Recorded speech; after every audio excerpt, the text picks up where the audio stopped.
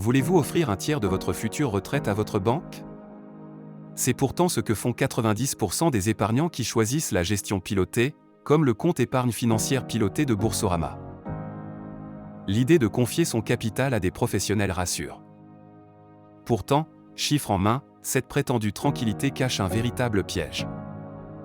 En réalité, on ne paie pas des experts pour battre le marché, on finance une cascade d'intermédiaires pour sous-performer systématiquement une stratégie basique d'ETF sur son PEA. Le discours commercial de Boursorama est séduisant, vous choisissez votre profil de risque et il s'occupe du reste. Le véritable problème réside dans l'empilement invisible des frais. En gestion pilotée, vous cumulez les frais de gestion de la société avec les frais internes des dizaines de fonds sous-jacents qu'il sélectionne pour vous. Au bout du compte, vous abandonnez souvent entre 2 et 3% de frais par an. Historiquement, les actions rapportent entre 7 et 9% annuellement.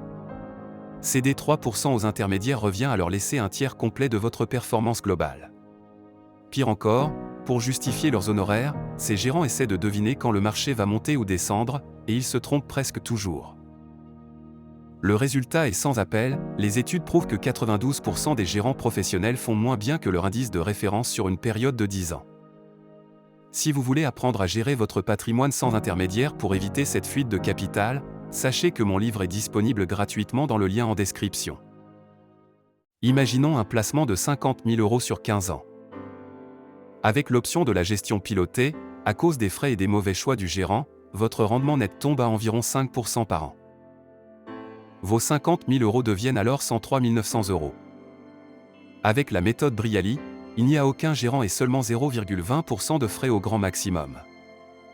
Vous captez la croissance du marché pour atteindre un rendement net d'environ 7,8% par an, inflation et fiscalité déduite.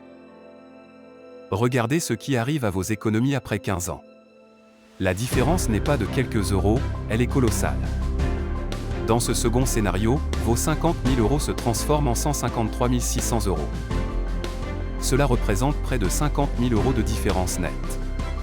C'est une somme offerte à la banque simplement pour avoir cru que gestion pilotée rimait avec performance. Si vous possédez un CEFP, stoppez immédiatement vos versements programmés vers ce compte. Réorientez plutôt ce flux mensuel vers un support à frais minimes géré en direct. L'indépendance financière commence le jour où vous éliminez les intermédiaires inutiles. Pour voir comment j'applique cette stratégie sur mon propre portefeuille, lisez mon livre.